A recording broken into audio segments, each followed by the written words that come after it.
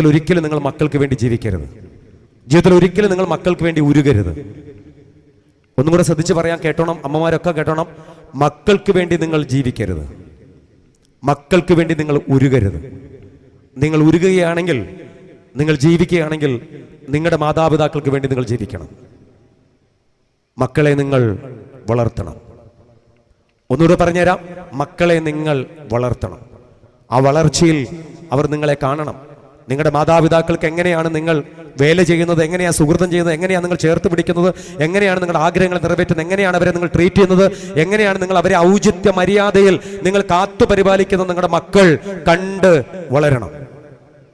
അതുകൊണ്ട് നിങ്ങളുടെ മക്കളെ നിങ്ങൾ, അവർക്ക് വേണ്ടി നിങ്ങൾ ജീവിക്കരുത്, അവർക്ക് വേണ്ടി നിങ്ങൾ ഉരുകരുത്.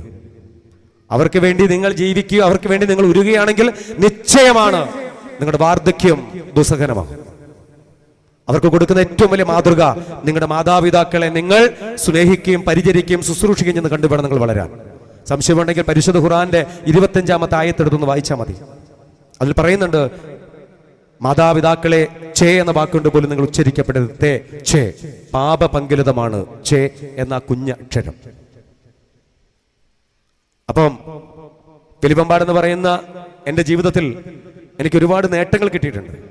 ആ നേട്ടങ്ങളെല്ലാം അമ്മയെ കുറിച്ച് വേദിയിൽ സംസാരിച്ചതിന്റെ നേട്ടവും കയ്യടികളുമാണ്. ഇത് പിന്നീട് ഒരിക്കലും ഞാൻ തിരിഞ്ഞു നോക്കേണ്ടി വന്നിട്ടില്ല ജീവിതത്തിനകത്ത്. ഒരിക്കലും എനിക്ക് മോശപ്പെട്ട് ജീവിക്കാൻ പറ്റൂല്ല.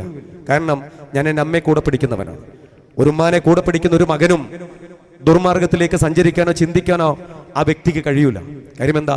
അവന്റെ ഹൃദയാന്തരങ്ങളിൽ എന്നും ഉമ്മ എന്ന നാമം ഉണ്ടാവും, എന്നും അവനെ മുമ്പോട്ട് നയിക്കപ്പെടും.